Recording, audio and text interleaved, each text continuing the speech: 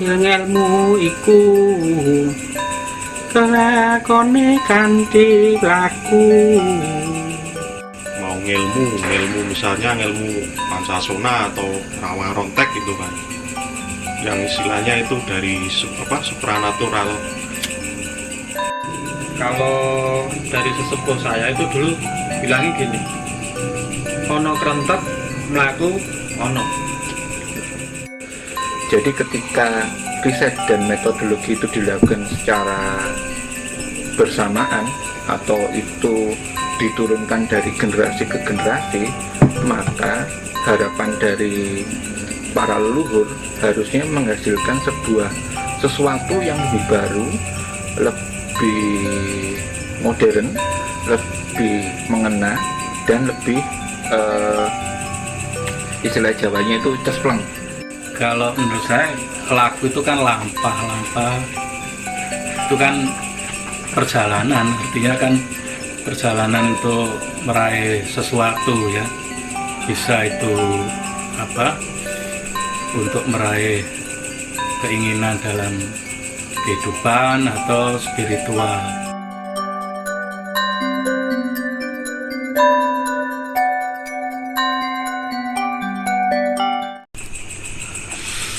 Selamat datang di Suku Channel Jendela Dunia. Kali ini kita akan membahas tentang laku. Nah, sebelum kita mulai, kebetulan kita juga kedatangan tamu Mas Hada dari Solo yang nanti akan ikut berbincang dengan kita. Nah, laku itu kalau dari beberapa nasihat atau pitutur yang melalui tembang itu ada di beberapa tembang, diantaranya disebut bahwa ngilmu iku kelakone kanthi laku. Kemudian ada tembang lagi bahwa kita harus melatih diri kita itu dengan cegah dahar lawan guling, jadi mengurangi makan dan tidur. Nah, seperti apa laku dan bagaimana tentang laku kita akan bahas, kita obrolkan bersama teman-teman di sini. Ada Mbak Sulis, monggo Mbak. Ya, terima kasih. Laku itu dalam kasana budaya Jawa itu, kalau di dalam bahasa Kromone itu lampah. Laku itu berjalan sesuai dengan waktu kita lahir sampai kita meninggal. Itu dalam tembang Pocong dikatakan untuk mencari ilmu, menuntut ilmu harus dengan laku. Diantaranya kan laku, ilmu iku kelakone kanthi laku, lekase lawan kas, tegese kasnya sani, setya budya pangekesidur angkara. Itu dalam tembang Pocong Widotomo, Mbak. ya, Widotomo itu jelas di situ ada untuk mencapai keinginan, untuk menguasai ilmu dibutuhkan suatu laku yang secara terus-menerus dilakukan, dan ilmu satu persatu itu dilakukan mempunyai khas atau tersendiri. Jadi dalam di masyarakat dikenal belajar, di sekolahan itu butuh laku, yaitu belajar dengan membaca, dan di supranatural juga demikian sama. Apa yang kita inginkan, yang kita tuju, itu dibutuhkan laku untuk menebusnya. Apalagi di spiritual dibutuhkan laku yang dicapainya itu mempunyai kekhasan tersendiri.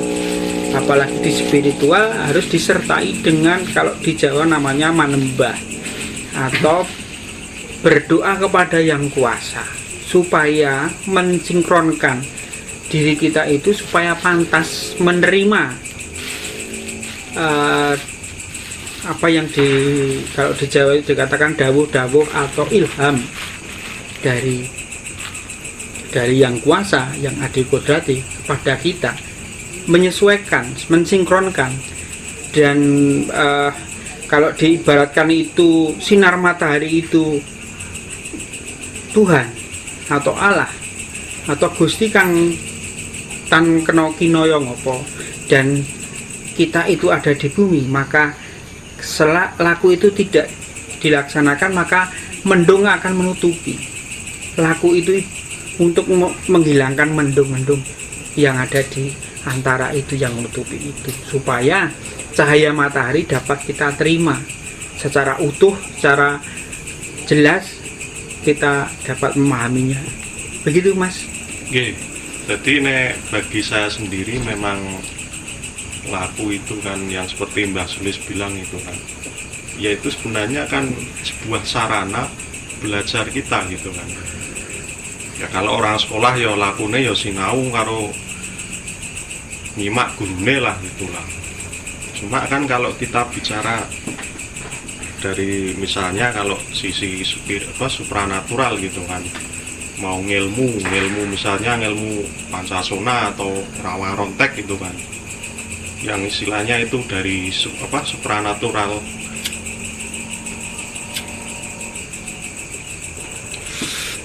Nah itu kan ada tata caranya. Misal dikon poso selama beberapa hari atau beberapa bulan dengan jumlah rapalan tertentu demi mendapatkan sebuah ilmu yang dicapai.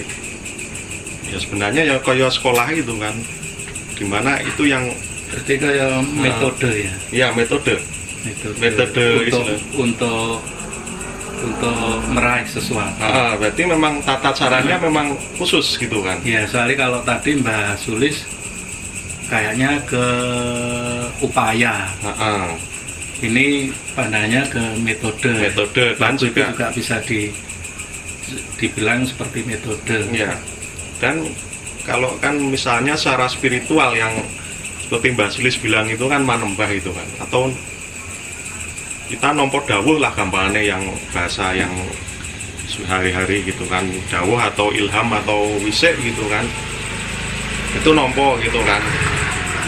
Terus gue kudu laku umpamane jalan kaki dari sini laku meresko kene tekan Parangkusumo gitu kan. Ya pokoknya kudu dilakoni. Kita kan sebenarnya ya sing nglakoni wae gitu kan. Dan dalam hal ini yang berperan besar dengan kalau di dalam spiritual adalah rasa. Jadi memang ya kudu ben rasane plong iki kudu laku gitu kan. Nah jadi memang laku itu kan dari kelanjutan dari cipta mening itu kan. Rasa itu istilahnya ya rasa, atau kalau nganu ya plong gitu kan, plonge di dada atau sir gitu kan. Terus karso atau keinginan, tekad itu. Nah ini harus diwujudkan melalui laku ini kan. Nah dari laku ini diharapkan nanti menghasilkan sebuah karya atau apa istilah ini ya pokoknya itu ya sebagai pepuntoning anu lah istilahnya keilmuan kita gitu, baik secara spiritual atau supranatural gitu. Jadi hasil akhir gitu kan, jadi sebuah karya. Memang kan kita ini hidup di dunia ini kan hendaknya itu kan berkarya dengan sebaik-baiknya, walaupun karya itu tidak harus berwujud secara fisik gitu kan, tetapi adalah sumbangsih kita untuk di dunia ini gitu loh. Kalau laku itu tadi berarti bentuknya lakunya misalnya harus begini, itu dari dawuh atau ilham itu, atau ada juga yang itu sudah semacam kayak baku, oh kalau mau begini itu lakunya seperti itu, gimana? Itu nganu itu memang masing-masing nggih Mas Agung nggih. Jadi kalau yang sifatnya yang tadi saya contohkan, misal dawuhnya suruh jalan kaki dari sini ke Parangkusumo itu dawuhnya ya jelas spesifik gitu kan. Cuma kalau misalnya disuruh laku le we weningo, loh itu kan sebenarnya kan dia umum kan, wening iki kepiye gitu kan, apa kudu meneng gini kan, nggak harus begitu kan. Iya, itu pemahaman masing-masing itu kan. Jadi memang itu menyesuaikan seperti itu. Ya, saya dulu itu pernah dapat apa namanya pelajaran ya. Itu kalau dari sesepuh saya itu dulu bilangnya gini, ono krentek mlaku ono. Jadi untuk laku itu kalau di apa pemahaman saya itu tidak ada bakunya. Jadi tidak harus baku. Oh, ini harus puasa seperti ini, tapi tergantung kerentek hati. Jadi ketika ada kerentek hati melaku, artinya dilakoni. Kerentek hati itu dilakoni, nanti akan ono itu dalam arti akan ada suatu hikmahnya. Nah, itu mungkin yang kalau di Mas Tono tadi itu hasil karyanya itu. Ya kalau hasil karya itu kan sebagai istilahnya finishingnya gitu kan. Nah, jadi memang kita tidak harus buru-buru menyimpulkan, lho aku wis berkarya, lho aku wis apa gitu kan, nanti yang muncul kan ego gitu kan. Padahal ya kita nggak bisa menilai seperti itu, kita harus melihat ke dalam dulu lah gitu. Atau Mas Lino ada pendapat lain gitu? Kalau saya sih masih ada sambungannya sama episode yang kemarin. Jadi karena basic dari pengetahuan Jawa itu adalah titen atau riset dalam bahasa lebih barunya, maka laku sendiri ketika dalam bahasa lebih baru seperti yang diutarakan Mas Agung tadi merujuk pada penyamaan arti dengan metodologi. Jadi ketika riset dan metodologi itu dilakukan secara bersamaan atau itu diturunkan dari generasi ke generasi, maka harapan dari para leluhur harusnya menghasilkan sesuatu yang lebih baru, lebih modern, lebih mengena, dan lebih istilah Jawanya itu cespleng. Nah, cuman kan masalahnya kita tahu sendiri bahwa ada beberapa jeda generasi, baik yang kita alami sendiri atau dialami orang tua kita atau yang dialami pendahulu kita, untuk menyampaikan itu secara keseluruhan. Jadi memang harapannya ketika riset dan metodologi itu dilakukan secara beriringan, maka hasilnya bisa lebih baik, dan itu dilakukan pada semua hal. Jadi semua hal itu baik masuk ke dalam masalah kanoman atau masalah kasepuhan. Kenapa? Sebab kita bersekolah SD, SMP, SMA sampai kuliah itu sebenarnya kan masuk ke dalam laku. Kalau kita ngomong secara based on dunia modern ya, kita ngomongnya laku. Jadi metodologi yang dilakukan untuk mendapatkan sesuatu yang diharapkan itu harapannya adalah jelas. Memang kadang itu ada yang otodidak bisa, ada yang memang dia lewat sebuah jalur keilmuan tertentu dia bisa. Untuk jalur yang otodidak, karena para pendahulu kita juga sudah mengenal tentang transmutasi genetik. Nah itu, tapi nanti itu mungkin dibahas lebih jauh ke sequel selanjutnya. Itu biasanya kadang dia hanya cukup membaca buku dia bisa, tapi bila dia belum masuk ke dalam mutasi genetika, dia kadang perlu mempelajari itu dalam sebuah aliran keguruan yang jelas, sehingga dia sama kayak tingkat sekolah itu, ada ujiannya, ada penghafalannya dan segala macamnya itu. Dan itu berlaku pada baik supranatural ataupun spiritual, baik kanoman ataupun kasepuan. Kenapa? Karena bimbingan seorang guru itu kadang jadi barometer kita jadi melenceng atau tidak. Contoh nih, menghafalkan rumus Einstein. Kita nggak pakai guru, terus kita aur-aur sendiri. Iya memang ada kalanya itu kadang bener, tapi kemungkinan salahnya gede banget kan gitu. Itu sih itu menurut saya tentang masalah laku sendiri gitu. Ya kalau menurut saya laku itu kan lampah itu kan perjalanan, artinya kan perjalanan untuk meraih sesuatu ya, bisa itu untuk meraih keinginan dalam kehidupan atau spiritual. Nah kalau nanti kita bisa bahas apakah laku ini perlu dibimbing guru atau tidak, itu nanti kita akan mungkin di episode berikut kita bisa, atau di obrolan selanjutnya bisa kita obrolkan tentang apakah laku ini harus dibimbing guru atau tidak. Nah, laku sendiri menurut saya kalau secara kekinian ya untuk anak milenial itu ya sekolah itu termasuk laku. Karena itu memang nek pengen pinter ya harus belajar ya di sekolah. Nah, di salah satu tembang lagi kan bahwa disebutkan bahwa Den Samyo Marsudeng Bukti. Jadi ya kita dianjurkan untuk mencari atau mendapatkan bukti itu kan kebaikan, tingkah laku yang baik kan. Nah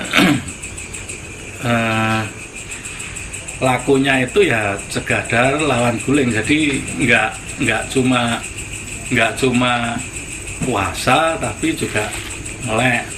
Artinya ya kalau melek tok sambil minum makan itu ya itu nggak pas, atau puasa tok itu ya kalau nggak ada kegiatan tidur tok itu juga nggak akan dapat. Nah itu termasuk bahwa laku itu termasuk kaperawiran kan, kaperawiran dan KSD. Nah itu ya kalau sekarang nggak cuman sekedar ilmu supranatural atau kanoman, tapi kaperawiran itu kalau milenial sekarang ya olahraga, karena kan olahraga itu kan mens sana in corpore sano, itu kan di dalam badan yang sehat akan terdapat juga jiwa yang sehat. Itu kan nenek moyang kita itu sudah dulu, dari dulu sudah menganjurkan itu. Intinya kan bisunen sariro niro kan, latihan tapi dirimu itu. Dawuh itu datangnya itu kan di alam bawah sadar. Antara laku dan ngelakoni itu ada perbedaan walaupun cuma sedikit. Pertama niteni rasa awake dhewe, fisik terutama. Yang paling awal itu niteni rasa fisik. Jadi kayak misalnya menyadari adanya kulit, adanya dan lain sebagainya lah itu. Disuruh laku gitu ya, pokoknya setiap hari itu ada heningnya gitulah, berusaha untuk hening ya minimal 2 kali sehari. Istilahnya meditasi gitu ya, meditasi biasa wae kan, menghentikan cipta gitu ya. Paling ya kalau penampakan ya seliwar atau apa, cahaya atau dan lain sebagainya gitu kan. Ketika kita ada metodologi yang ada yang mengarahkan, atau guru atau silabus atau apapun namanya itu, nanti kan itu ada keterangannya tuh, rumah nomor 07, rumah merah, ada pohonnya. Nah, itu ada istilahnya, ada patokan-patokannya.